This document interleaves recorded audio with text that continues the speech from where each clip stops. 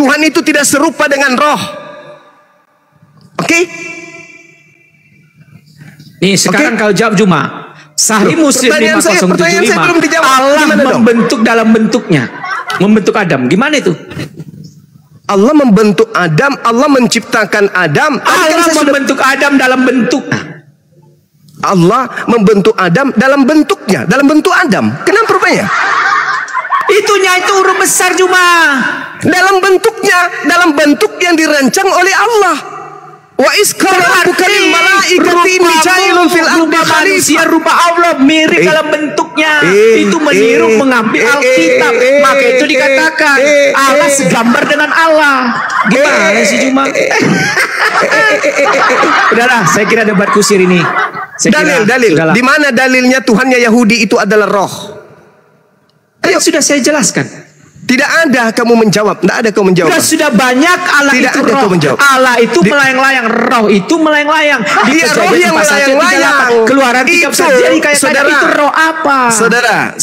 Roh siapa itu? Sekarang saya tanya. Saudara. Ketika di situ roh Elohim itu roh siapa?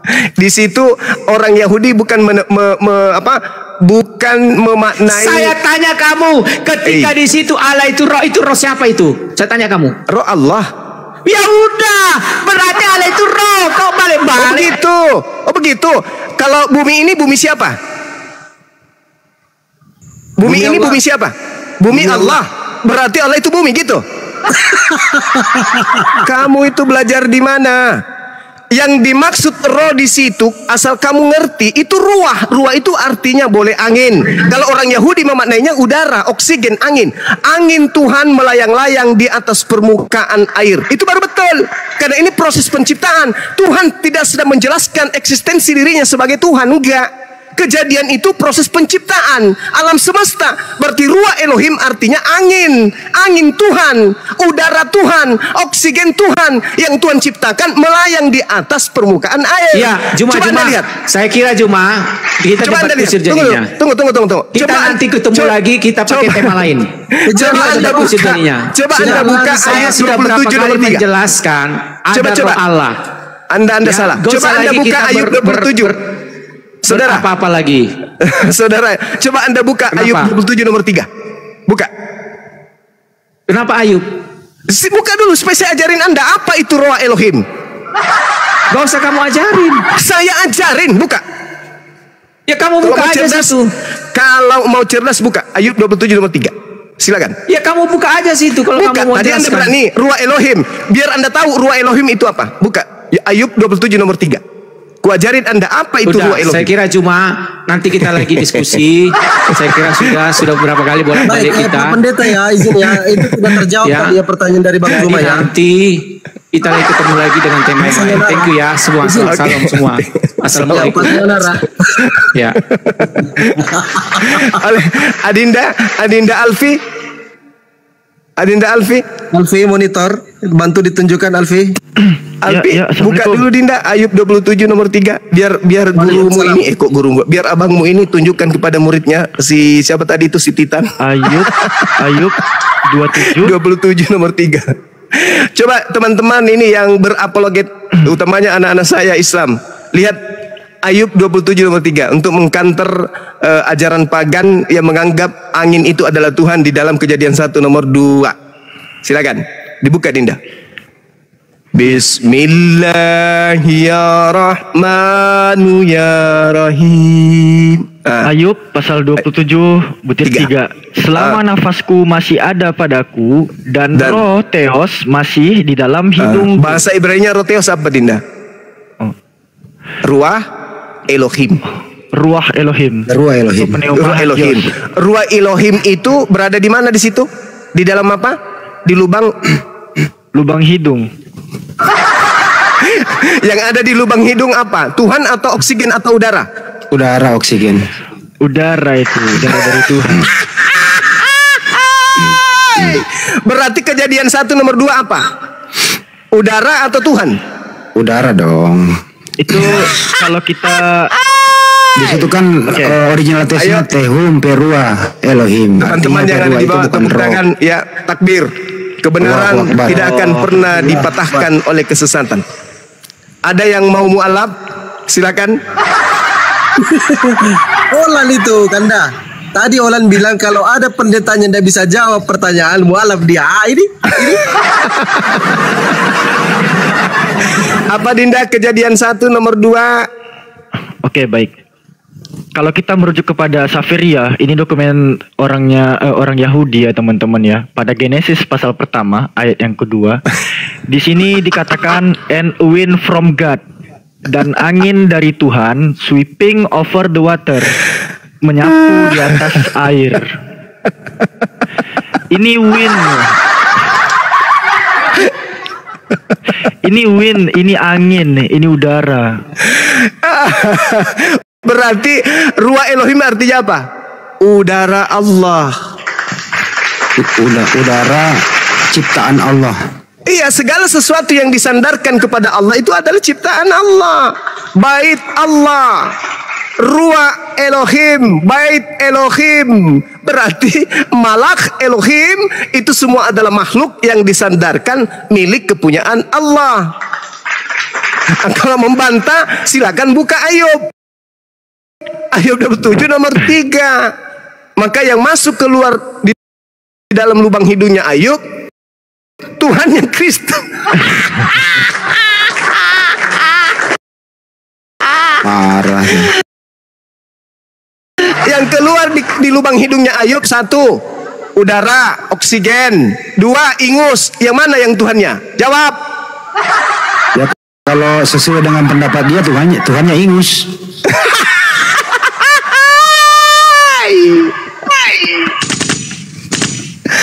Allahu Akbar, Masya Allah, Ya, kita ambil kesimpulan ya teman-teman. Jadi pendetanya Olan tadi tidak bisa menjawab pertanyaan dari Bang Zuma. Kita menunggu Olan untuk gentleman ya, untuk gentlewoman untuk naik di atas komal dan mengucapkan 2 kalimat syahadat. Allahu Akbar, Masya Allah, Masya Allah, Masya Allah. Jadi gimana ini? Gimana nih? Ada orang yang bertuhankan ingus, gimana dong?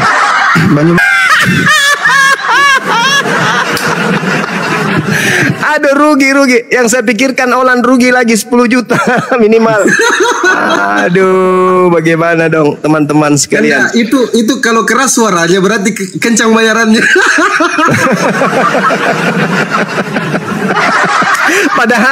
Padahal menurut intel saya, mereka ini pendeta-pendeta ini tadinya rapat. Siapa di antara mereka yang tadi itu yang mau kemudian dan sanggup menghadapi Bang Zuma? Ternyata kalau nggak salah tadi itu yang mengaku si Titan. Mungkin saja tadi itu Titan. Alamak, kasihan. Tuhan Allah dikatakan punya tangan, Yesus punya tangan. Allah dikatakan punya betis, Yesus punya betis. Kena semua kena. Jadi tidak ada kesalahan dari aspek ketuhanan dia dilihat dari sudut pandang Islam dengan tuduhan angan-angannya dia terhadap sembahan kita, tak ada yang salah, tak ada yang keliru. Dia nggak bisa menyalahkan Tuhannya umat Islam. Meskipun pada prinsipnya bukan seperti itu maknanya. Lalu kemudian Yesus punya betis, Yesus punya tangan, tapi ternyata Tuhannya adalah roh. Di mana kitabnya Yahudi dituliskan bahwa Tuhannya umat Yahudi itu adalah roh, ternyata dia menunjukkan Kejadian 1 nomor 2. Ternyata yang dimaksud di situ angin, udara. Pembenarannya adalah Ayub 27 nomor 3. Tidaklah mungkin Tuhannya dia itu adalah oksigen yang keluar masuk, dan tidaklah mungkin kemudian Tuhannya mereka itu adalah ingus. Tidak mungkin.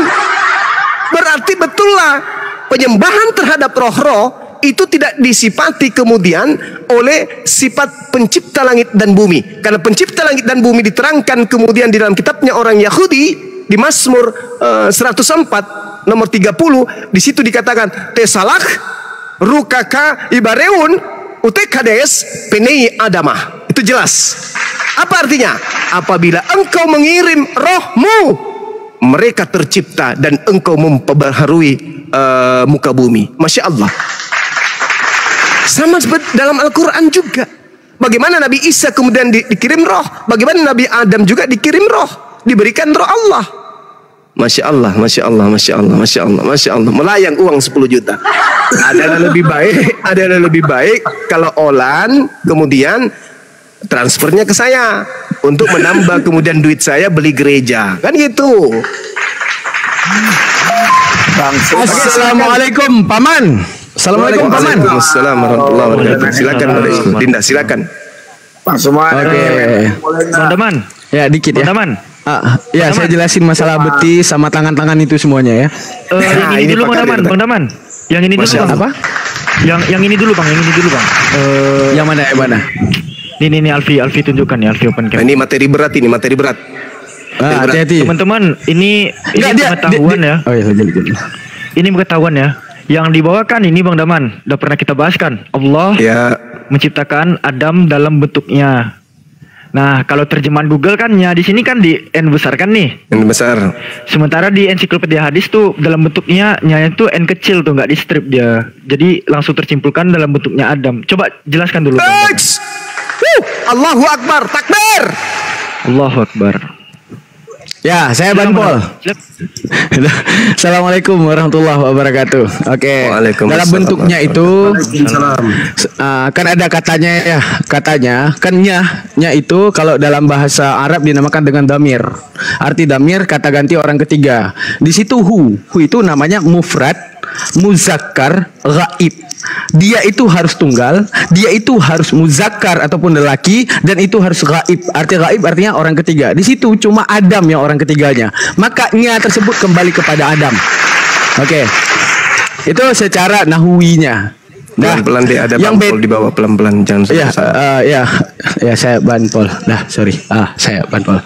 Jadi kan kalau dalam bahasa Indonesia nya tersebut bedanya. Kalau dalam bahasa Inggris ada she, ada he. Jadi she dan he tersebut dimekanismekan bagaimana pengembalian damir orang ketiga he dan she itu. Her ada his gitu kan. Kalau bahasa Arab juga ada yang namanya damir mufrad mudzakkar ghaib, ada namanya damir mufrad muannas ghaibah, itu ada juga. Nah, makanya daripada hadis tersebut, nya tersebut bukan kembali kepada Allah, kembalinya kepada Adam. Karena apa? Karena ada ataf, dinamakan dengan ataf, kata sambung yang sifatnya memberitahukan kepada yang di belakang, dinamakan dengan ataf bayan. Arti ataf bayan apa? Kalimat penyambung untuk menceritakan kalimat sebelumnya. Mana kata-kata tauluhu, bermula panjangnya. Menunjukkan apa? Kalimat di belakang menjelaskan Adam, kalimat ke depan menjelaskan tinggi Adam. Menunjukkan apa? Kalimat terakhir menjelaskan kalimat yang di belakang. Itu satu. Yang kedua, ketika dikatakan tentang tangan Allah keduanya kanan. Tangan Allah keduanya kanan, sekarang gini. Kalimat tidak boleh sama seperti Bible. Kenapa tidak boleh sama seperti Bible? Yang mantap-mantap, ya, misalnya yang tidak setuju dengan akal mereka, itu perumpamaan paman. Oh, tidak bisa. Tidak semua bisa dijadikan perumpamaan. Di dalam bahasa Indonesia, jika para pendeta tadi ataupun siapa yang dikatakan di STT itu, dia pernah belajar bahasa Indonesia, dia sudah pasti tahu. Perumpamaan itu wajib adanya indikasi untuk menegah kalimat makna hakikat. Contoh, kalau saya ngomong, aku melihat matahari, maka itu maknanya hakikat. Karena tidak ada kata-kata penegah. Tapi kalau aku ngomong, aku melihat matahari, wah lipstiknya merah, senyumannya indah. Kata-kata lipstiknya merah, senyumannya indah itu untuk menandakan bahwa matahari di belakang bukanlah makna yang sebenarnya. Al-Quran memberikan satu dalil, yang dalil itu menjadi dalil pengekang penuh terhadap penyerupaan Allah dengan makhluk. Apa kata Allah? Laisa kamitslihi syai'un. Aku tidak serupa dengan apapun. Tiba-tiba Allah menyebutkan tangan. Nah, tiba-tiba Allah menyebutkan tangan, tiba-tiba Allah menyebutkan betis, tiba-tiba Allah menyebutkan arash. Menunjukkan apa? Wa kullu nasin auhama tashbiha awilhu awfawit warum tanziha. Di dalam kitab tauhid mengatakan wa kullu nasin, apabila ada nas, apa nas? Adanya sunnah, adanya Al-Quran. Auhama, membawa pemikiranmu, tashbiha, penyerupaan Allah. Awilhu, takwil orehmu dengan sastrawi, dengan kinayah, sindiran, dengan istiarah, pembijaman lafal, dengan tashbihat, penyerupaan, ataupun dengan yang dinamakan satu lagi mursalah, dengan adanya alakah ataupun pengkaidan. Untuk menunjukkan apa? Kalimat di belakang yang tadi, kalimat mengatakan Allah bertangan, tapi Allah bilang dia tidak serupa dengan apapun. Menunjukkan tangan itu bukan makna tangan secara hakikat, karena ada kalimat menegah bahwa hal tersebut makna hakikat. Oke. Implementasi ataupun kelogikaannya itu gimana? implementasi dan kelogikaannya tuh seperti ini. Di kepala kita, apa yang diyakini oleh kepala kita? Kambing tidak bisa main bola. Setuju? Setuju, Paman. Paman, apakah tunggu, saya ngomong Bapak juga. Paman, mau tanya dong. Ya. Paman, apakah kambing bisa main bola, Paman? Tidak bisa, Paman. Tidak bisa, Paman. Oke, kambing tidak bisa main bola, Paman. Berarti di kepala kita sudah punya chipset ataupun cakupan kambing tidak bisa main bola. Tiba-tiba Paman, saya ngomong Paman, aku tadi males banget main bola sama kambing. Menurut Paman, itu kambing yang sebenarnya ataupun orang yang diumpamakan seperti kambing. Saya Pak Bom nggak mandi gitu. Perumpamaan, Paman. Perumpamaan.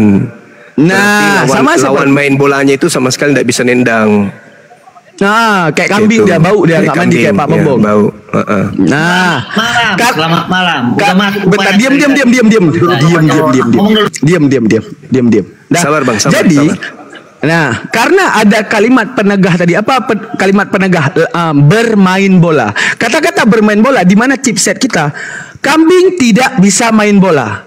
Oke, tiba-tiba dikatakan aku tadi bermain bola dengan kambing, menunjukkan kambing tersebut bukan makna yang hakikat, maka itu dikembalikan kepada perumpamaan karena chipset kita meyakini kambing itu tidak bisa main bola. Sama juga Allah mengatakan aku tidak serupa dengan apapun. Chipset otak kita sudah terkekang dengan Allah itu tidak serupa dengan apapun. Allah mengatakan yadullah fauqa aydihim.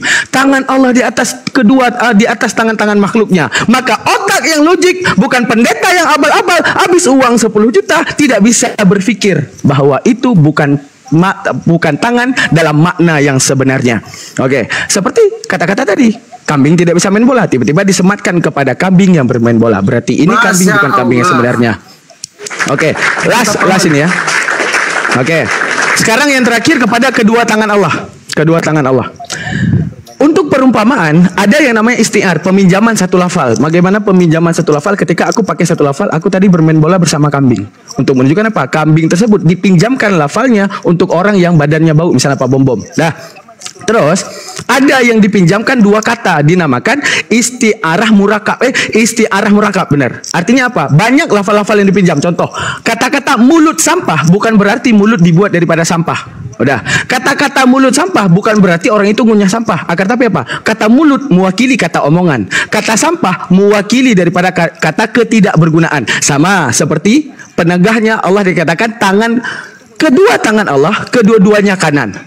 Kedua tangan, kata-kata kedua mewakili daripada perumpamaan langit dan bumi. Tangan adalah kekuasaan Allah di antara langit dan bumi. Kanan mewakili ke arah kebaikan. Menunjukkan apa? Allah kepada langit dan bumi, dan apa yang ada di langit dan bumi Allah ciptakan semuanya baik. Hanya manusia di dalam free will-nya memilih ke arah keburukan. Allah cuma mengatakan, aku cuma menciptakan kepada kalian yang baik, soal yang buruk kalian yang pilih. Berarti kata tangan untuk kekuasaan, kata kedua untuk langit dan bumi, kanan ke arah kebaikan, karena kebiasaannya kanan dipakai untuk sesuatu yang baik-baik. Seperti itu. Di Islam semuanya ada jawaban. Jazakallah, terima kasih banyak. Begitu penjelasannya teman-teman. Masya Allah. Ya. Jadi yang mana yang benar ini, Dek? Tuhan mereka udara atau ingus? Wah, Bang Zuma nggak boleh kayak gitu. Kita banpol peci merah. Kita banpol peci merah. Iya. Tapi dibilang Ruah Elohim, Tuhan mereka Ruah Elohim. Ayub 27 nomor 3, Ruah Elohim keluar masuk di lubang hidung Ayub. Selamat malam. Selamat malam, Paman. Ya, Bere ya. Selamat malam, Bere. Jadi gimana itu Bang Zuma transferan? Jadi gini, bentar Major. Itu pasti kan di belakang layar. Kau balikkan duit aku, hah? Malam kau balikkan duit aku. Gitu. Bentar. Kasih dulu host ngomong sedikit aja dikit. Izin Paman. Iya Dinda. Untuk Olan, kesepakatan kita tadi, Anda akan mengucapkan 2 kalimat syahadat ketika pendeta Anda tidak bisa menjawab pertanyaan dari Bang Zuma. Silakan, kami siapkan 1 kursi kosong. Tapi saya sapa dulu Bang Kores, asli atau palsu ini. Assalamualaikum Bang Kores. Waalaikumsalam warahmatullahi ta'ala wabarakatuh. Akhi Fandi, Gurunda, Bang Handi dan semuanya yang ada di sini. Waalaikumsalam warahmatullahi wabarakatuh. Waalaikumsalam warahmatullahi wabarakatuh. Silakan Olan, kami tunggu pertanggungjawaban Anda sebagai seorang manusia. Apa yang Anda ingin sampaikan? Kami simpankan satu kursi kosong sebelum Major Congor ngomong sembarangan. Sembarangan. Gini aja gitu loh.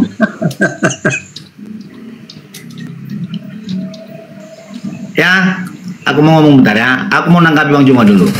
Jadi gini Bang Juma, kalau sekelas pendeta memang kau Anda ajak untuk diskusi seperti ini, debat-debat agama, dan mereka akan berangkat dari literasi dari Bible sendiri, tidak akan keluar dari sana. Ya kalau Anda lawan dengan apologet, ya mungkin baru cocok. Kalau pendeta kenapa? Mereka harus menjaga martabat mereka sebagai pendeta. Tidak akan mungkin, ya kalau pendeta itu tidak akan ada menang kalahnya untuk melawan pendeta. Pendeta itu harus tetap menjaga martabatnya sebagai pendeta. Jadi yang cocok untuk diskusi sebagai pendusta, Pak. Menjaga perpuluhannya itu, menjaga cocoknya itu sebenarnya adalah debater orang Kristen ya. Contohnya apologetnya itu yang harus dilawan. Oh, tidak bisa. Pendeta itu harusnya lebih hebat daripada pendebat. Pendebat itu apanya? Jemaatnya itu. Yang menguasai Bible itu adalah pendeta. Pendeta inilah yang harus kemudian memahami Bible. Masa kayak gitu tadi pendeta Titan ditanya begitu modelnya. Tolong tunjukkan di dalam kitabnya Yahudi Tuhan itu adalah roh. Dia tunjukkan Kejadian 1:2 karena memang tak ada dalilnya. Karena Tuhannya Yahudi itu bukan roh. Kristen ini kan dari barat. Orang barat Romawi Yunani itu memang penyembah roh-roh.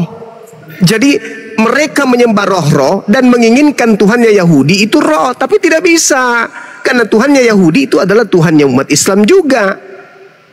Laisa kamislihi syai'. Tuhan yang maha suci lagi maha tinggi. Sedangkan Tuhannya Kristen makhluk, roh, terkutuk lagi dia. Beda Bang. Jadi gini. Gitu.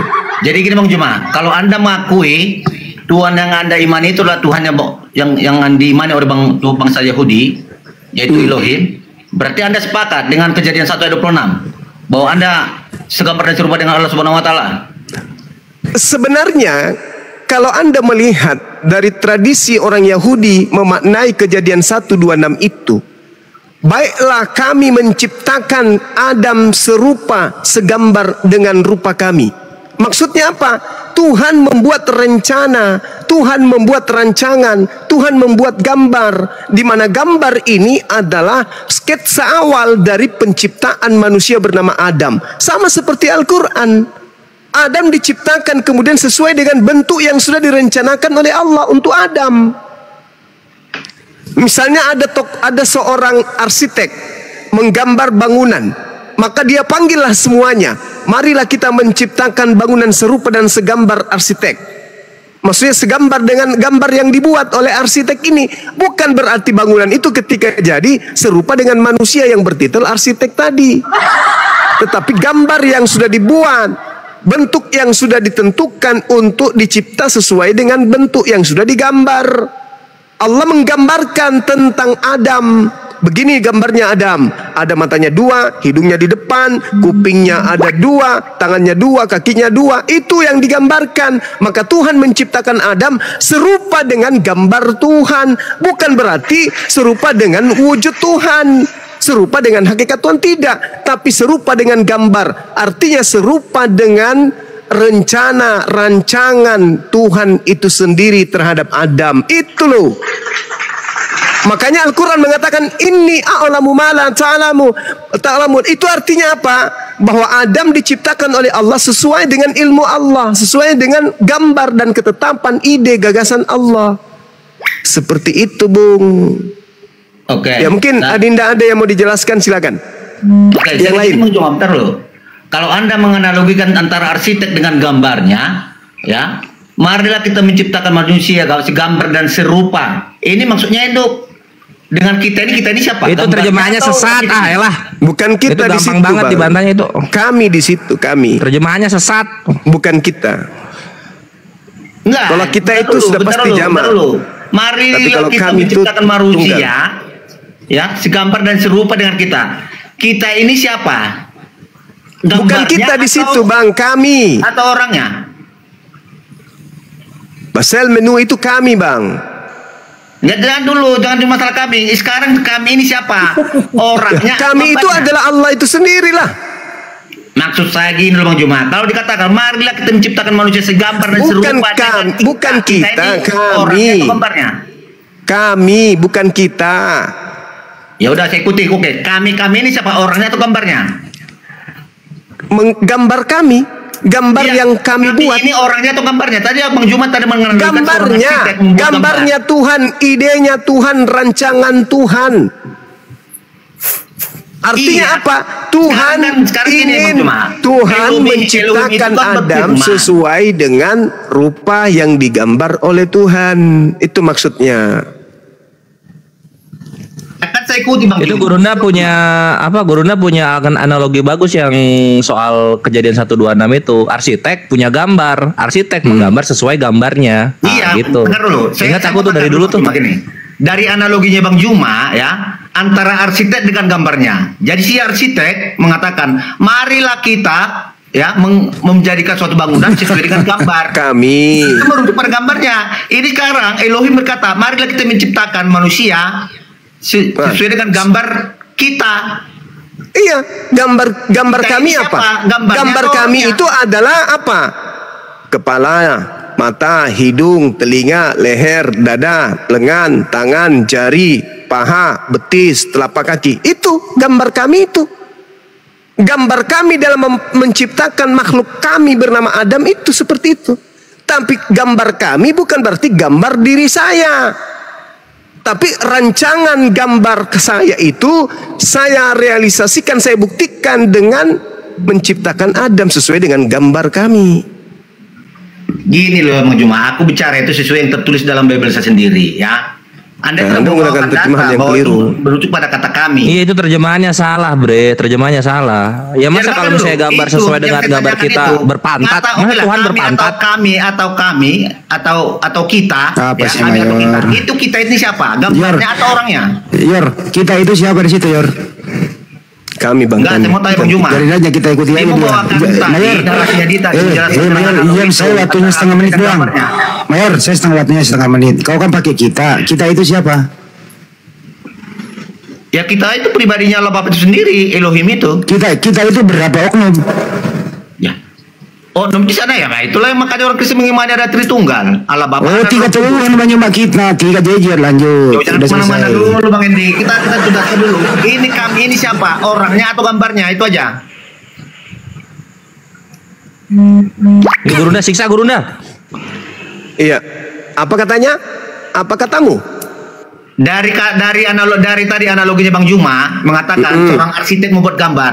Si arsitek Ya. mengatakan marilah kita membangun suatu bangunan sesuai dengan gambar ini. Itu kan merujuk Sesuai pada dengan gambarnya. gambar kami. Sekarang ini tunggu Bang Juma. Sekarang Gambar ini bertanya, kami itu marilah kita terlihat- menciptakan manusia segambar dan serupa dengan kami. Ikuti Bang Juma. Kami ini siapa? Kami adalah Allah, Tuhan itu sendiri. Ya udah berarti segambar dengan Tuhan. Makanya pertanyaanku, apakah ada sepakat? Kok bahwa ada segambar dengan Allah Subhanahu wa Ta'ala? Tuhan? Gimana sih? Kok segambar dengan Ya itu pertanyaannya tadi Bang Juma. Major dia menurut Major. Enggak, ini Berarti Major. Anda ingin mengatakan Tuhan Anda itu punya nonot? Punya anus? Hah? Iya, Pak. Seperti itu pemahamannya.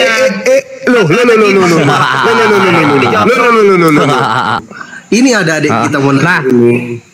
Tunggu dulu Bang. Nah Kores. ini ya, ini sambil. Oh iya sok. Ini Bang Kores.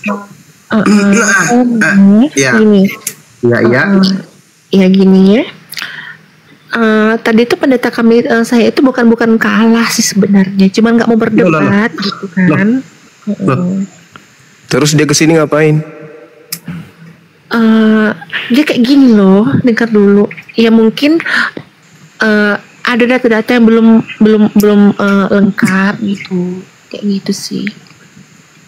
Tunggu dulu. Jangan bahas kaburnya. Dia menjawab nggak pertanyaan Gurunda? Itu intinya kan? Tidak menjawab. Menjawab, tapi seadanya, tidak sesuai dengan pertanyaan. Karena nggak ada jawabannya. Bukan tidak ada jawaban gitu, karena gini. Iya.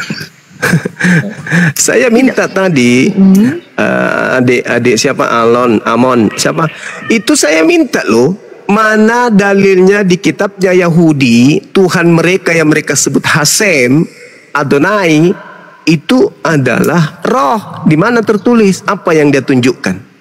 Nah, Kejadian 1 nomor 2. Ya, kayak gini. Udara. Enggak gini Bang Juma. Enggak tunggu dulu. Ya. Tadi itu gini, ya kita gini loh, kalau room itu semakin memanas nanti gitu kan, takutnya nanti kena blokir room si Pandi. Itu pasti alasan pendeta yang dibuat-buat untuk dirimu. Bukan alasan pendeta gitu loh. Lah, terus kenapa dia pergi dan dia mengatakan nanti lain kali lagi ya Bang Zuma, nanti kita bikin tema baru lagi ya. Apa masalahnya? Saya kan tanya. Selamat malam teman-teman semua. Iya, Malang. Saya CP ya. Kita debat yuk, Timer yuk. Siapa? Boleh? Saya CP. Boleh debat kita? Oh ya, bentar brother ya, bentar. Boleh debat kita? Ya udah gue blokir. Enggak malu dia. Udah gue blok, udah. Enggak, kenapa kok kayak gitu? Kenapa menurunkan? Enggak bisa. Sampah enggak di sini tempatnya, di tempat penghujat. Beliau itu penghujat. Si CP itu penghujat. Oh, saya nggak kenal lah itu ya. Nah, cuman saya menyampaikan tadi, ya mungkin karena ada satu data yang mungkin yang belum valid, jadi ya takutnya room si Pandi nanti ini bisa terblokir loh. Kena apa? Gini, Olan gini, mau roomnya rungkat, mau pendetanya minta tema baru, mau roomnya nggak kondusif. Sebelum semua itu terjadi, pendeta yang di bawah Olan, dia Titan ya, pendeta penghujat, tidak bisa menjawab pertanyaan Gurunda. Kan itu sudah terpenuhi itu. Ini yang ngomong siapa nih? Tunggu, yang ngomongnya Sadi. Iya, Mukidi. Kakak saya. Lanjut. Oh, iya. Bukan penghujat, bukan. Dari mana Anda bilang itu? Masalahnya gini, Olan. Pendestamu itu tidak bisa jawab apa yang ditanya Bang Zuma. Terpenuhilah dasar kita tadi. Bukan tidak bisa menjawab, Pandi. Bukan tidak bisa menjawab. Karena gini, kita umat Allah tadi, kita udah cukup lah biar Allah aja yang mengerti, yang tahu gitu. Dia sudah menjawab, tapi jawabannya itu tidak membuktikan apa-apa kalau Tuhannya Yahudi itu roh. Kan tidak, tadi sudah dibedah. Ruah Elohim artinya angin Tuhan. Ruh itu angin, makhluk. Mau diartikan juga sebagai pneuma juga bisa. Roh itu makhluk. Roh Tuhan artinya makhluk Tuhan. Mau diartikan sebagai makhluk halus boleh. Diartikan udara, angin boleh. Nah, untuk memaknai ruah Elohim itu apa, saya tunjukkan data Ayub 27 nomor 3. Ternyata ruah Elohim keluar masuk di lubang hidung Ayub. Permasalahannya sekarang, kalau ruah Elohim itu adalah Tuhannya orang Kristen, berarti apa yang keluar masuk di lubang hidungnya Ayub? Ingus atau udara, oksigen? Salah satunya itu. Apa? Bang Juma mengatakan angin itu makhluk. Iya. Ya iyalah, segala sesuatu di luar Tuhan itu makhluk. Sabar major. Abang Juma, abang jangan kayak gitulah. Kita bisa baik-baik, kita bisa. Ya ini sudah baik. Ayub 27 nomor 3, ruah Elohim keluar dari hidung Ayub. Apa itu yang keluar dari lubang hidung Ayub? Upil, ingus, udara, yang mana? Salah satunya dari 3 ini. Bukan kayak gitu loh. Bukan kayak gitu. Makanya Kristen dan Yahudi itu tidak bisa satu konsep dalam hal konsep bertuhan. Karena udara dituhankan oleh Kristen, ya, bisa jadi hantu juga dituhankan oleh Kristen, makhluk halus, roh. Sedangkan orang Yahudi tidak menyembah itu. Orang Yahudi itu menyembah Tuhannya yang disembah umat Islam juga. Kenapa saya katakan demikian? Di dalam kitabnya orang Yahudi, di Yesaya 5 nomor 16, tetapi Tuhan semesta alam, Rabbus samawati wal ardh, ternyata maha tinggi ta'ala, dan Allah yang maha suci. Coba, subhana wa ta'ala, maha suci maha tinggi. Ini Tuhan kami. Coba dibuka Yesaya 5 nomor 16 itu. Itu Tuhannya umat Islam itu. Iya, udah cukup Bang. nggak usah dibicarain itu. Guruna kok gue jago amat Guruna. Itu sepakatannya gimana, Olan? Kan katanya mau syahadat kalau tidak bisa jawab pendetstanya tadi. Udah aku keluar dulu ya, soalnya lagi sibuk juga sih.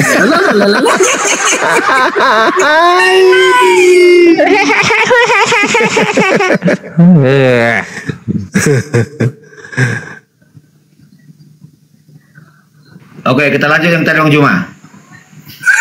Yang tadi. Apa lagi? Yang mana? Apakah Bang Juma sepakat bahwa Anda itu segambar dan serupa dengan Allah Subhanahu wa taala? Saya segambar ada aja. Allah laisa kamitslihi syai'. 2 Samuel 7:22.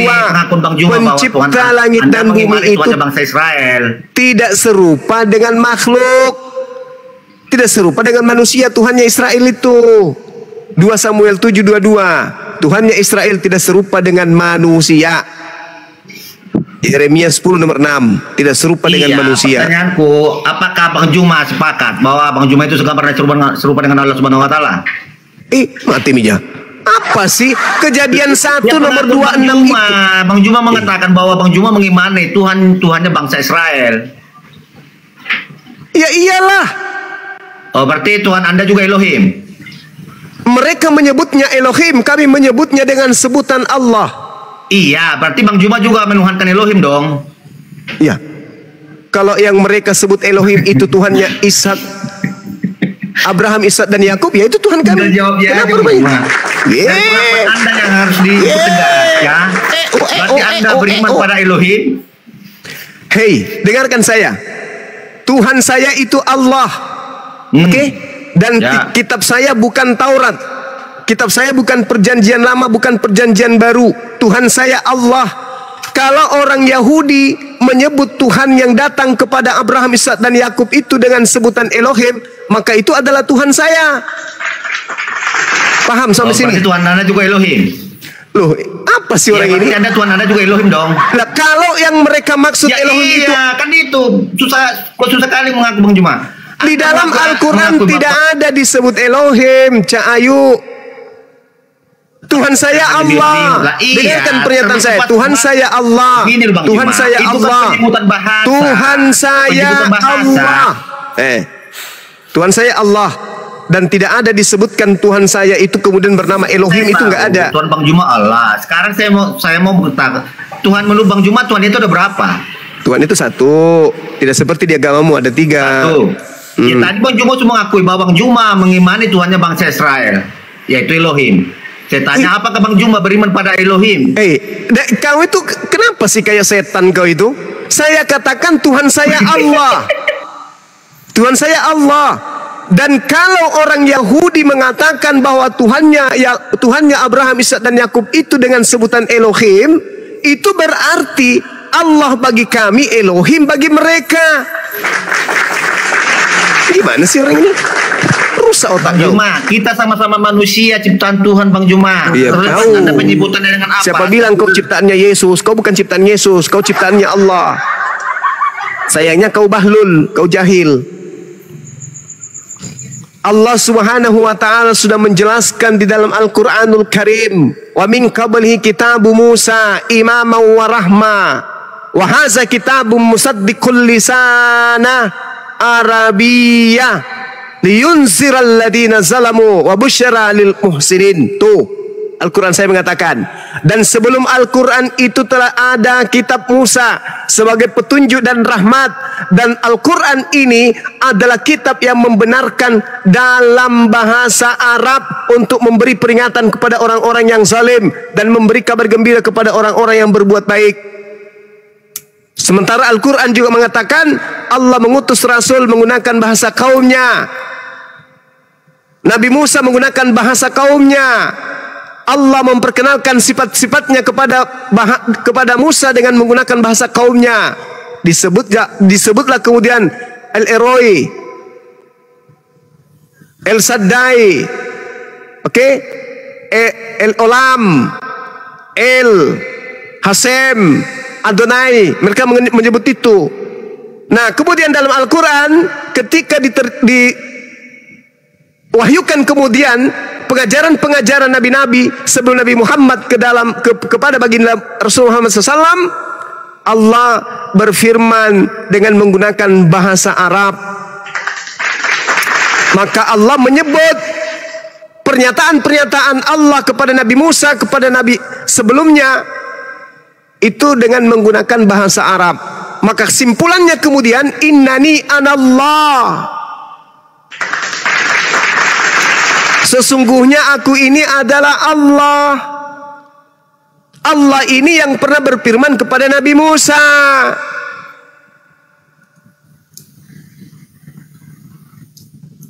Jadi kalau hari ini orang Yahudi menyebutnya Eloah,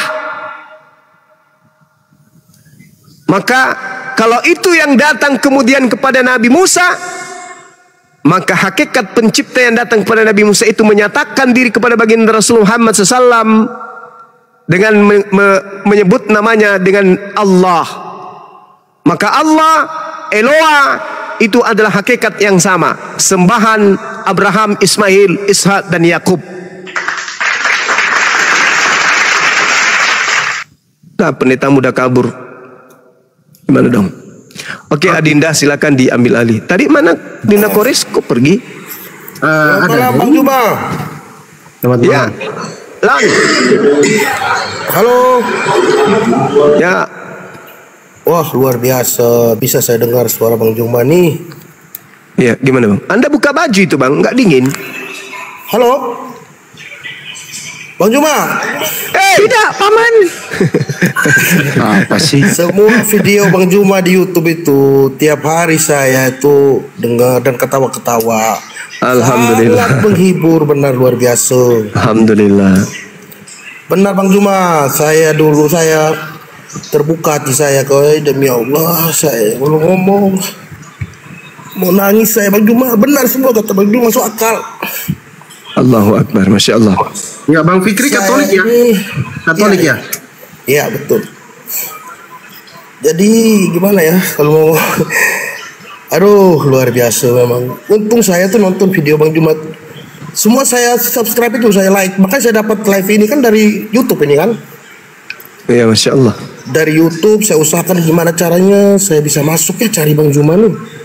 Terus saya tengok, saya buka lagi, saya dapat, sampai dinaikin benar.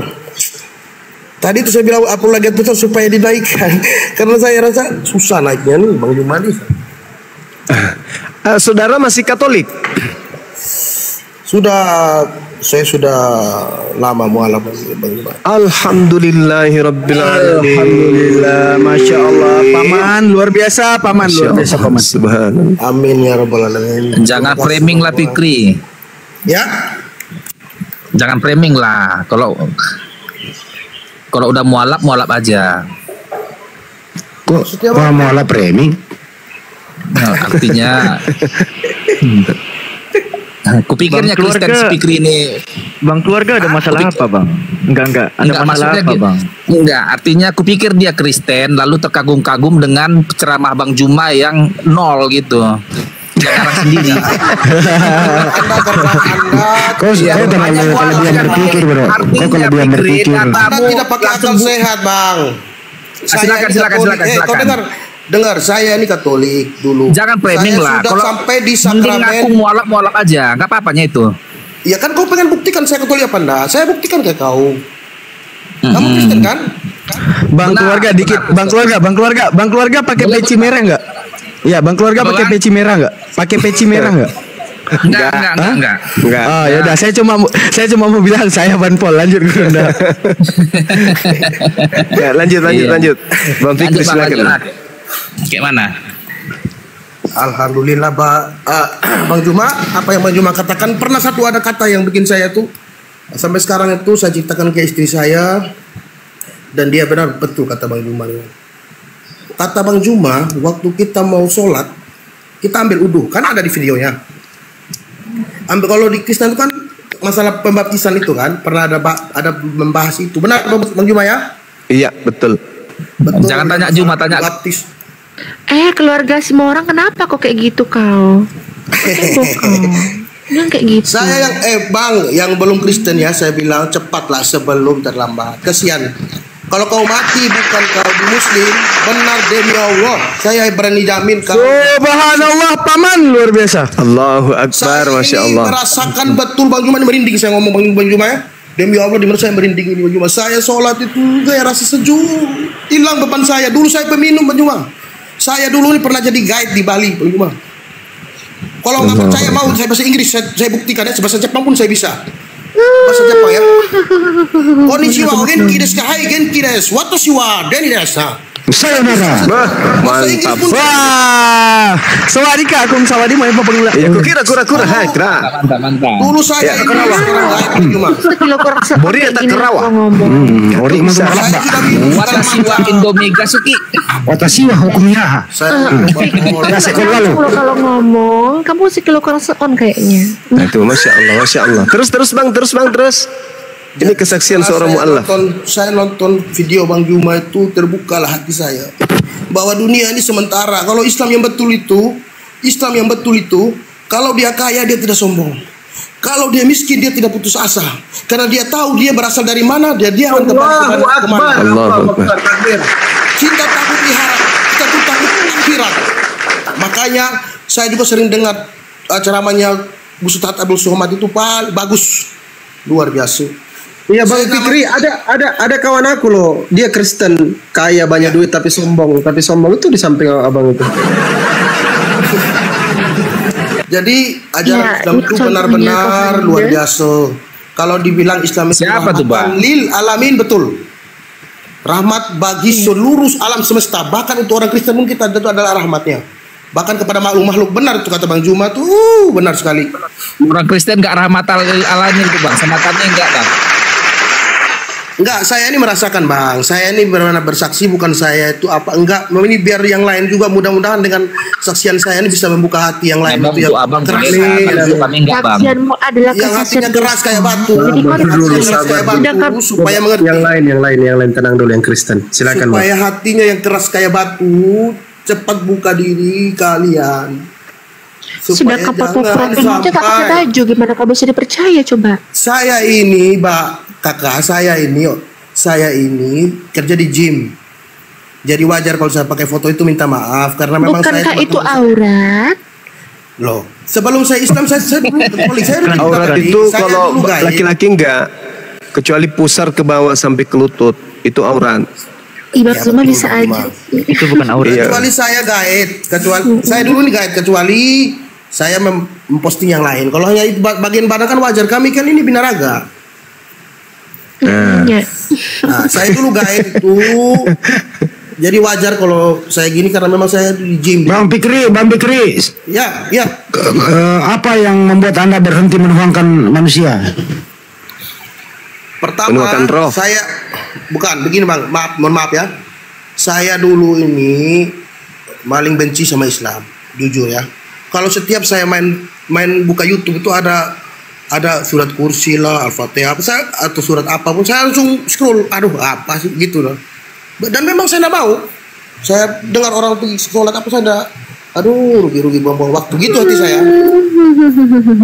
Tetapi setelah saya sendiri yang pergi sholat, Allahu Akbar, lebih daripada kalau orang kan nyari kenikmatan kan minum, ada yang minum, ada yang kayak pub, diskotik segala macam untuk mendapatkan sesuatu kan.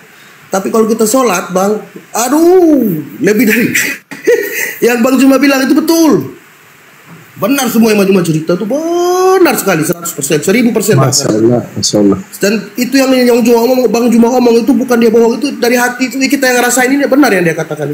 Dan apa yang saya rasakan ini kok sama ya dengan Bang Juma yang dikatakan Bang Jumanya di video ini. Dari situlah saya semua video Bang Juma saya nonton, saya like, subscribe, like. Tidak ada video Bang Juma, kok DM aku kok nggak dibalas? Aku nggak pernah lihat DM Bang Zuma. Aku adalah jalan menuju Bang Zuma. Tidak ada yang sampai kepada Bang Zuma tanpa melalui aku. Jangan ikut bahasa Kristen lah. Padahal dulu saya Bang, Akulah jalan kebenaran dan hidup. Itu kan niru itu jipa-jipa beda layakku. Udah kau diam kau dulu keluarga si Menjuntak, diam kau dulu ya. Aku mau ngomong. Ada urusan. Udah lanjut. Jadi pada itu. Nah, lanjutlah Pak Fikri, Pak. Udah siap Pak Fikri? Kesimpulannya, saya, orang tidak akan bisa mengerti bahwa Allah itu satu. Kalau dia belum mengerti apa artinya itu surat Ikhlas. Mau saya bacakan ya, Al-Ikhlas. Qul huwallahu ahad. Allahus samad, lam yalid wa lam yulad wa lam yakul lahu kufuwan ahad. Katakan hai Muhammad, Tuhan itu esa, itu betul. Tuhan satu. Tempat di mana tempat kita meminta cuma Tuhan. Yang Tuhan itu tidak beranak intinya dan tidak diperanakan. Benar kata Bang Juma, masa kau samakan dengan makhluk? Makhluk itu ciptaan. Seperti tadi sebelum ini kan ada debat Bang Juma dengan pendeta tuh. Saya menyimak. Roh Allah itu betul Bang Juma. bukan Allah itu roh. Sama dengan Bang Juma itu bagus. Rinciannya bagus. Dia kasih penjelasan. Baik Allah, malaikat Allah. Apakah itu? Allah itu bagusnya Bang Juma tuh. Jadi kalau dia menyampaikan sesuatu dia kasih contohnya banyak. Jadi kalau orang sampai tidak terbuka otaknya itu berarti memang hatinya keras. Karena di Al-Quran juga ada surat apa saya lupa ya. Dia mendengar, dia tidak bisa mendengar. Ini guru palsu itu Fikri. Sama kau mungkin bisa, sampai sama kami itu guru palsu. Bentar. itu abang keras hati namanya Bang. Bukan keras hati, itulah akan mempertahankan ajaran yang benar tadi. Kau yang keras hati, sesat kau. Yang benar itu, Mbak Kak, saya kasih tahu Kak ya. Saya ini dulu tuh Kak penjudi keras, judi online. Saya kasih tahu, saya sudah hancur lebur. Tapi yang kau dengar dulu, makanya dengar kesaksian saya. Tapi saya berdoa kepada Tuhan semesta alam karena saya pernah lihat di film Tuhan Yesus. Dulu kan masih pantun kau Fikri. Dengar enggak? Saya cerita, saya pernah lihat di film Tuhan Yesus. Kau baca kalau komedi palsu itu. Dengarin dulu, waktu Yesus memberi makan kepada 5.000 orang, ya kan? Itu murid-muridnya berkata, "Guru, ini banyak orang yang mengikuti kita. Bagaimana kita bisa kasih makan? Sedangkan kita cuma punya 2 roti dan 1 ikan." Betul nggak? Ada film seperti itu. Ada. Terus Yesus menjawab, "Bawa ke sini ikan sama roti itu." Dibawalah. Terus Yesus mengangkat dan menengadah ke langit. "Hai Tuhan semesta alam." Dia berdoa kepada siapa? Tuhan semesta alam katanya. Dia meminta. Terus itu masih kurang. Ada satu yang lebih bagus lagi dari film Tuhan Yesus itu saya nonton. Ada orang kaya naik onta. Terus Yesusnya jalan kaki. Orang kaya ini berkata kepada Yesus, "Guru yang baik tuh, bagaimana caranya supaya saya bisa masuk surga?" Dan Yesus menjawab, "Di mana dalilnya itu? Kau bilang kayak dulu. gitu. Jangan Tunggu, di mana itu?" Ada. Dengar dulu. Nanti Bang Zuma tunjukkan. Ya, silakan. Jadi Yesus itu berkata kepada Matius 19 itu. Mengapa kau mengatakan aku baik? Tidak ada yang baik selain Allah sendiri. Yesus mengatakan di atas. Mengapa kau mengatakan aku baik? Dia bilang. Tidak ada yang baik, dia bilang kan, selain siapa? Allah sendiri. Berarti dia bukan baik, dia tidak mengakui dia baik. Terus Yesus bilang begini, "Sudahkah kau melakukan hukum Taurat Musa?" "Sudah, saya sudah berpuasa segala macam, saya sudah semuanya, sudah. Berbakti kepada orang tua, sudah. Satu yang belum. Jualah semua hartamu dan bagikan kepada fakir miskin." Itu yang diajarkan di Islam, berzakat. Makanya di Islam ini kita kalau habis Jumatan, kau dengar dulu. Iya. Berbeda dengan Tunggu, dari tadi kau ngocet terus, kau kasih juga pernah ngomong, bukan kau yang ngomong. Kesempatan kasih semua orang, woi. Kita, kau pula apa? Omongan pula yang didengar orang. Kau dengar orang ngomong dulu. Boleh. Silakan. Mau nanya apa? Iya. Daripada abang ngajarin dia, mending ngajarin adik. Iya. Maaf, saya sudah lewat semua itu Pak ya. Oke, Bang Fikri. Bang Fikri, biarkan Bang Zuma ya, Bang Fikri. Kita gantian Bang Fikri ya. Duduk Kak Fikri, minum air putih lu Kak Fikri. Udah Bang, keluar jadi dulu. Makasih Bang Fikri ya. Makasih banyak untuk Bang Zuma. Saya doakan panjang. Makasih Bang. Makasih Bang Fikri. Semua kru yang ada, semoga diberikan rahmat kepada Allah dan panjang umur, sehat selalu, banyak rezeki. Amin ya rabbal alamin. Amin. Makasih Bang Fikri. Assalamualaikum warahmatullahi wabarakatuh. Waalaikumsalam warahmatullahi wabarakatuh. Banyak kaunya. Lanjut Bang Zuma. Ini Aulan ini kayak mana nih? Tadi sudah Gak sepakat. apa-apa kok Bang, aku dengar sama ngomong kok, ngomong aja gak apa-apa. Temija, balas ya nanaka. Ya, saudara keluarga apa nih? Keluarga si Komo. Simanung Kalit Bang. Oh, Simanung Kalit. Apa itu Simanung Kalit Bang? Marga orang Batak itu Bang. Oh, iya, saya baru dengar. Simanung Kalit. Iya. Halo Bang, boleh abang nanya? Boleh aku nanya Bang? Boleh, silakan. Oke. Kayaknya tadi si Fikri tadi mungkin bisa saja dari hatinya yang dalam menerima Islam ya. Bisa saja sih, nggak seujon juga kita. Tapi kalau aku bertanya lah dulu Bang, andailah abang ajak masuk Islam atau masuk Muslim, bukankah sasaranku surga? Artinya aku ingin ke surga atas jika aku mati, kan begitu konsepnya ini. Iya. Artinya kan itu daya tarik lah dulu kita bilang, artinya setelah aku meninggal rohku menuju surga. Tapi gambaran surga itu apakah benar seperti yang diceramahkan oleh ustadz-ustadz di medsos itu, bahwa dia begini begitu, ada yang memecah-mecah perawan tegang sampai 70 tahun. Bagaimana pendapat Bang Juma itu? Kan kotor itu. Iya, itu tafsir, itu pemahaman. Sedangkan yang namanya surga itu adalah tempat yang suci. Betul. Tempat suci itu artinya tidak seperti gambaran manusia terkait dengan apa yang kita pahami ketika kemudian seorang ustadz mengatakan tentang memecah perawan tersebut. Berarti nggak benar itu? Biasanya nih, kalau di dalam pemahaman kita berbicara mengenai perempuan atau melakukan persetubuhan itu identik dengan sesuatu yang sifatnya apa itu ya? Sifatnya cabul. Kan gitu. Sedangkan keselamatan yang ada di dalam Islam yang dimaksud dengan penuh dengan kenikmatan misalnya, atau penuh dengan kebahagiaan sebagaimana yang diterangkan dalam Al-Quran surah Ar-Ra'd ayat 29, itu tidak seperti itu penggambarannya. Orang beriman itu Bang, kami nih umat Islam, contoh saya pribadi Bang, ya ini rahasia pribadi. Tapi kalau orang belajar tentang ma'rifat, belajar tentang Allah, belajar tentang Tuhan, di mana Tuhan itu maha melihat, maha mendengar. Orang Islam itu kalau betul-betul dia memahami ilmu ma'rifat, untuk bersetubuh dengan istrinya saja mereka malu untuk telanjang bulat. Itu.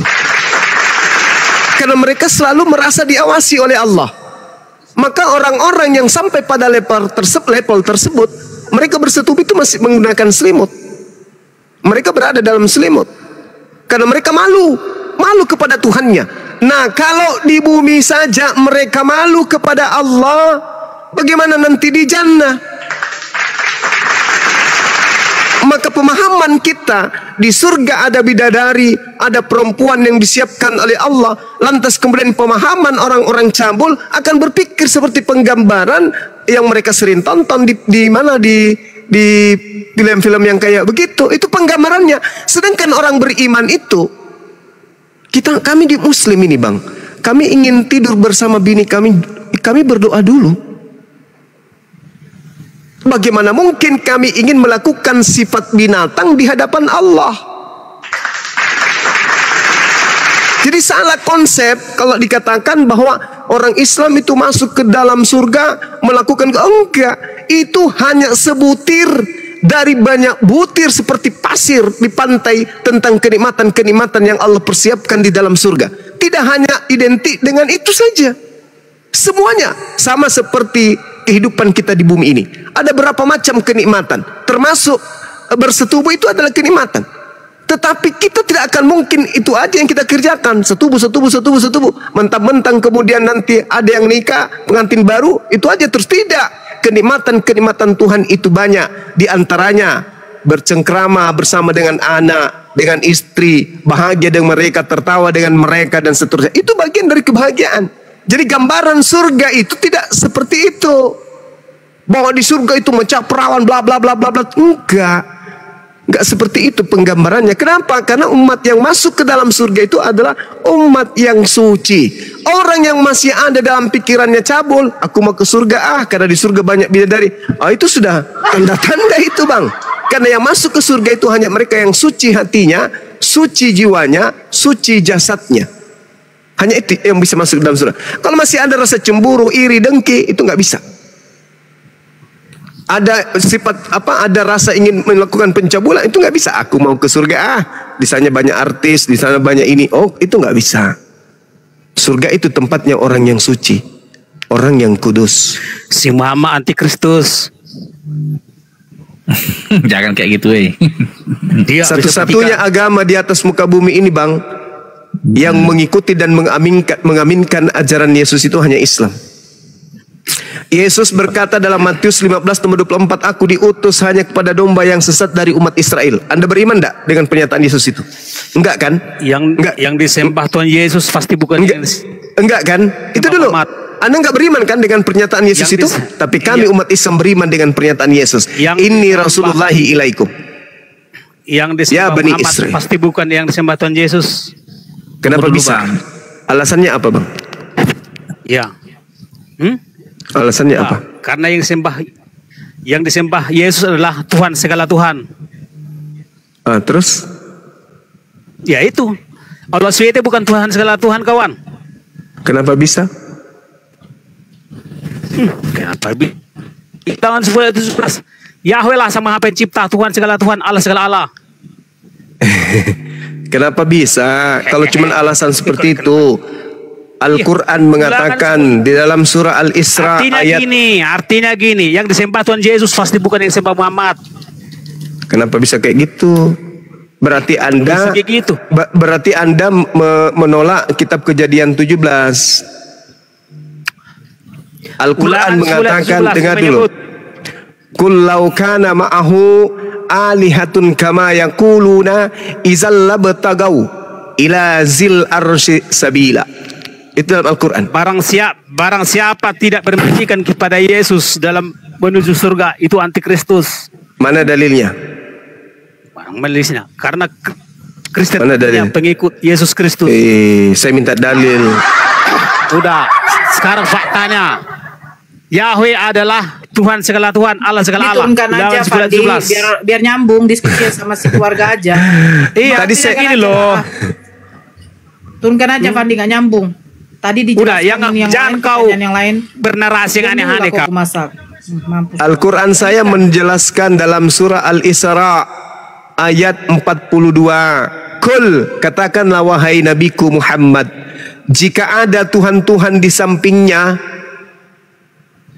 sebagaimana yang mereka katakan, niscaya Tuhan-Tuhan itu mencari jalan menuju kepada Tuhan yang memiliki tahta arsy. Makanya di dalam Yohanes 14 nomor 6, akulah jalan, akulah kebenaran, akulah hidup. Tidak ada yang sampai kepada Tuhan, Sang Bapa. Di dalam tradisi Yudaism. Nah, Al-Quran mengatakan itu. Jika ada Tuhan-Tuhan di samping Tuhan, sebagaimana yang mereka katakan, niscaya Tuhan-Tuhan itu akan mencari jalan menuju kepada Allah Subhanahu wa ta'ala. Itu jelas itu. Jadi Yesus adalah Tuhannya orang Kristen. Tuhannya orang Kristen ini hanya jalan menuju kepada Allah. Yohanes 14 nomor 6. Akulah jalan, akulah kebenaran, akulah hidup. Tidak ada yang sampai kepada aku. Oh salah, tidak ada yang sampai kepada Bapa tanpa melalui aku. Jadi Yesus itu hanya jalan menuju kepada Allah. Itu dalil. Al-Quran surah Al-Isra ayat 42. Oke Bang, boleh tanya lagi Bang? Oke, boleh. Emang tadi sudah?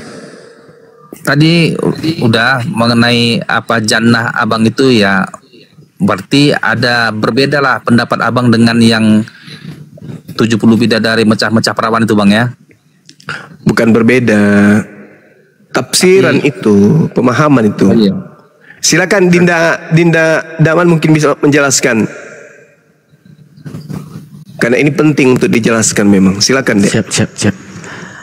Seperti ulama tauhid dalam menjabarkan surga, yang harus kita ketahui dulu kenapa kita harus dengar ulama tauhid. Karena sanad keilmuan daripada Imam Asy'ari, Imam Al-Maturidi, Abu Sanusi, Imam Sanusi itu bersanad sampai ke Rasulullah. Yang paling berhak menjelaskan Allah yaitu Nabi Muhammad, yang paling berhak menjelaskan tentang ahwal dan ihwal di balik akhirat yaitu Nabi Muhammad. Maka sanad keilmuan daripada ulama tauhid sampai kepada Nabi Muhammad. Apa kata ulama tauhid? Fauzus Sa'idi indahu fil azali kaza syaqiyun sumalam yantakili, bahwa sa'adah, bahwa syakawah, sa'adah apa? Kebahagiaan seseorang nanti di surga. Syakawah apa? Tentang kesiksaan seseorang nanti di neraka. Indahu fil azali, itu ada di dalam ilmu Allah. Azali, satu ilmu bahkan malaikat pun tidak akan tahu ilmu azali.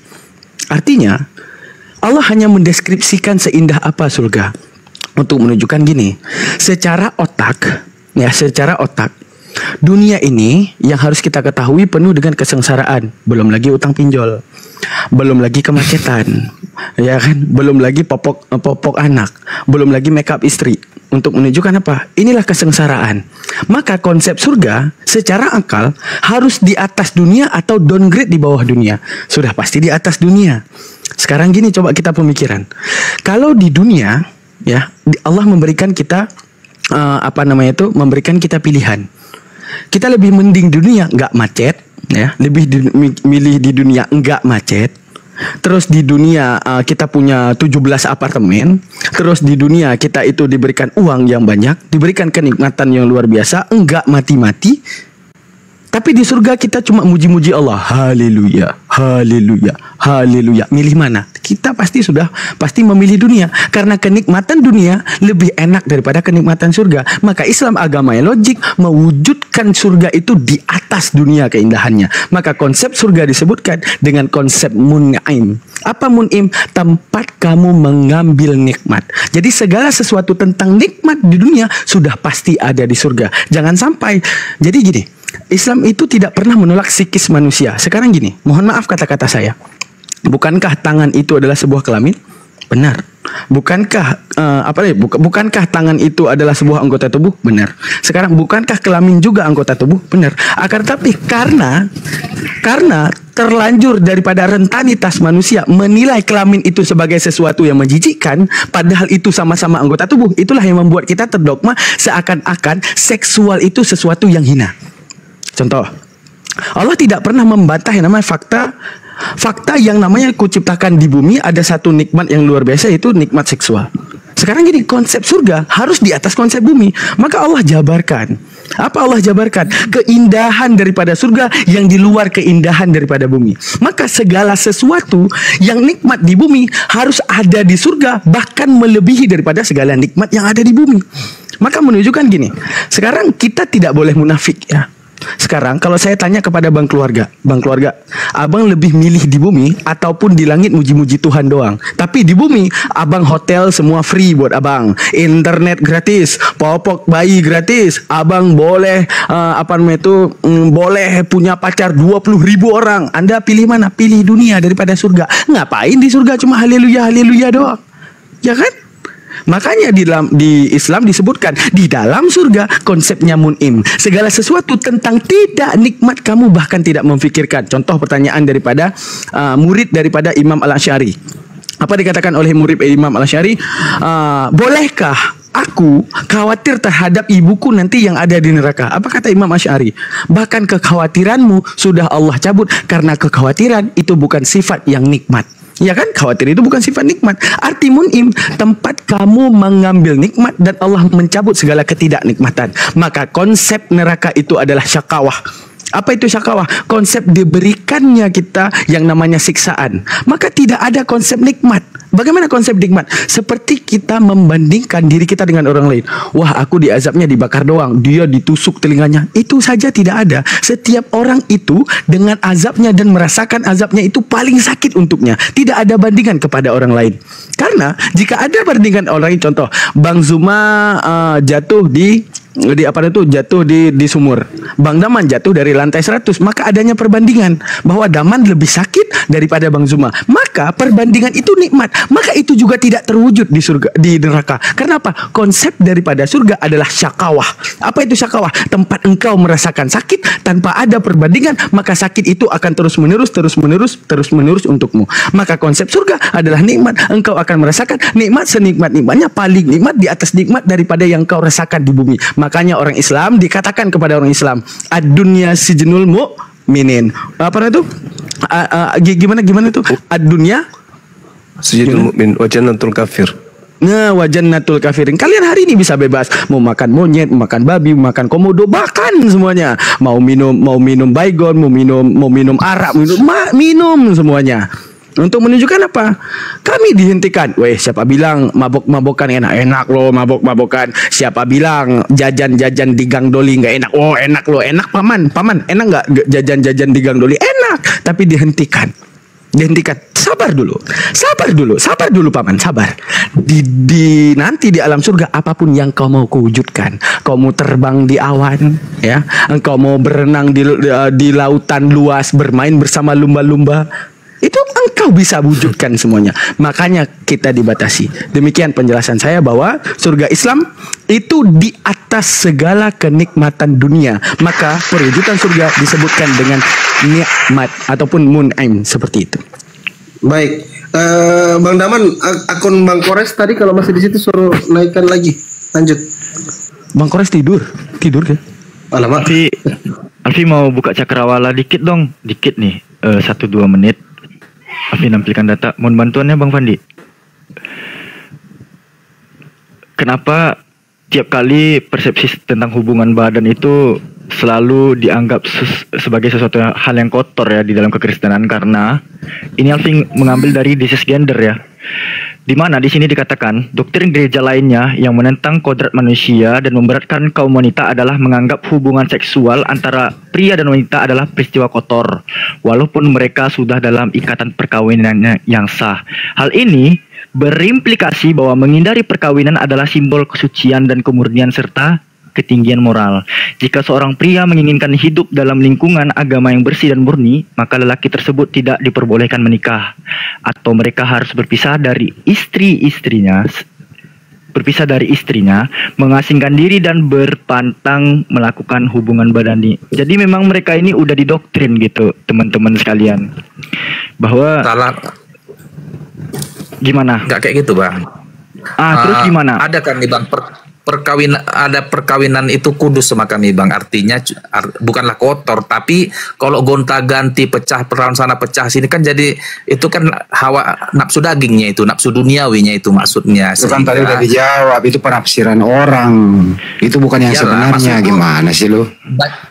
Bacaan abang ini membawa kita pada sebuah kesimpulan Kristen itu menganggap persetubuhan itu kotor. Enggak, persetubuhan yang telah melalui perkawinan kudus itu kata bapak-bapak gereja kalian juga, bahwa wanita itu adalah laki-laki yang cacat bahkan kodratnya itu. Enggak salah itu bang, enggak benar itu. Loh, oke, sebentar ya, saya buktikan ya.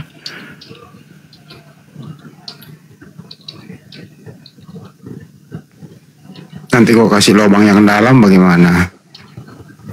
Siapa yang ngomong itu? Ya ada yang ngomong Amsal 2327. Nah, dibacain tuh bang. Bacain dulu. Coba bacakan Amsal itu, Amsal itu. Oh yaudah, aku bacain Amsal dulu deh. Siapa yang mau buka? Siapa yang mau buka Amsal? Alfi aja. Oke, silakan Alfi. Jangan bohong-bohong ya. Bang Daman aja bang. Wifi Alfi lagi drop bang. Satu perangkat. Bang Daman buka bang, buka deh Daman. Iya, izin Bang Andi, bentar lagi dibuka dulu ya. Iya, Amsal, bentar lagi diketik 2327 ya. 27. Aku mau tahu bang, ini perumpamaan dari apa? Kan biasanya pesundal-pesundal itu perumpamaan ya. Ini perumpamaan dari apa kira-kira? Nanti kalau abang bingung aku bisa jawab kok. Iya. Oke. Tunggu dibuka dulu. Nah ini nih. Amsal 2327. Amsal berapa? 23? 2327. Oke. 23 ayat 27 ya. Iya. Nah, kali-kali misalnya ada pendeta Bang kan, ada pendeta di hari Minggu bilang, Paman, aku sudah bosan sama Yohanes 1 ayat 1. Kali-kali ganti ke Amsal 23-27. Boleh nggak Paman? Oh boleh. Jangan rugi aku bayar perpuluhan. Boleh Paman. Silakan bacakan. Dah. Nggak boleh ngejek-ngejek loh Bang. Bukan ngejek. Artinya request sesekali ayat. Apa namanya tuh Pak Pendeta, boleh request ayat nggak? Boleh. Amsal 23-27 apa dikatakan? Karena perempuan yang jalang adalah lubang yang dalam, dan perempuan asing adalah sumur yang sempit. Ini nggak mungkin lubang bola golf Bang. Nggak mungkin lubang bola basket. Nggak mungkin ini lubang bola basket Bang. Coba bilang Bang, ini lubang apa? Biar dia artiin apa maksudnya itu perempuan jalan lubang yang dalam. Apa maksudnya? Tanyalah ke aku, Bang, apa makna ayat ini begitu? Jangan jadi abang yang menafsirkan. Biarlah aku yang menafsirkan dulu baru abang Itu dengar. kan ditanya tadi Pak, silakan dijawab. Itu kan ditanya tadi. Ntar aku jawab Bang ya. Ayat Amsal 23 ayat 27 kata perempuan jalang adalah lubang yang dalam dan perempuan asing adalah sumur yang sempit. Ini dia. Jadi sebenarnya ini lubang ini bukan bermakna lubang atau lubang yang kemaluan ya, tidak. Artinya dia, setiap orang yang menuju ke perempuan jalang, dia akan masuk ke dalam perangkap si perempuan itu, perempuan jalang itu. Perempuan jalang adalah lubang yang memerangkap laki-laki. Jadi ada juga dia di Amsal itu. Jadi bukanlah lebih simpel aja biar aku terangkannya. Ini bukan jadi bahasa kotor ya, lubang perempuan kayak gitu, tidak lah. Ini makna kiasan agar jangan mendekati perempuan jalang, karena setiap laki-laki yang menuju ke perempuan jalang, dia akan terjerat dalam lubang yang dalam. Lubang itu artinya dia terjerat kepada si perempuan itu. Begitu maksudnya Bang. Berarti ini tentang lubang bola basket ya berarti ya? Nah, bukanlah, salah itu Bang. Ya salah itu Bang. Artinya lubang terjerat nanti dia sama perempuan jalang itu. Ya silakan Guru Nda, ditanggapi Guru Nda. Silakan. Bro, ada nggak di Bible mau diperintahkan kawini perempuan sundal? Coba, nggak ada itu. Ada. Hosea. Tunjukkan aja ayatnya, Bang. Nggak apa-apanya, biar kita bahas. Masa sih? Ada. Saya kasih ya. Hosea 1 nomor 2. Hosea 1 ayat 2. Di tanganku perjanjian baru pula ini. Biar aku buka lu aplikasi Alkitabku di handphone ini.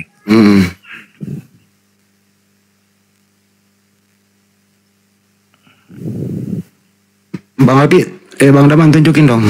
Hosea 1 nomor 2 itu diperintahkan mengawini perempuan sundal. Hosea 1 nomor 2. Oke, Hosea 1 nomor 2. Oke, bentar ya, dibuka dulu.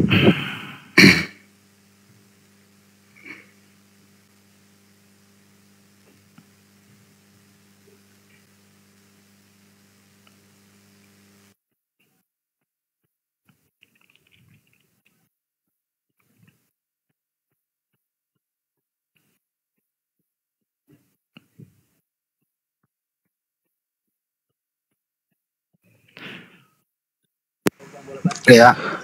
Gimana ngetiknya? Hosea 22 gimana? Hosea 1 nomor 2. Hosea 1 titik 2 Nomor 2 doang, jangan 22. Hosea 1 nomor 2. Hosea 1 titik 2 gitu. Tahu kan titik 2 kan? Jangan pula diketik titik terus 2 gitu, enggak gitu. Masalahnya bahasa Inggris bawah itu loh. Bentar, Hosea.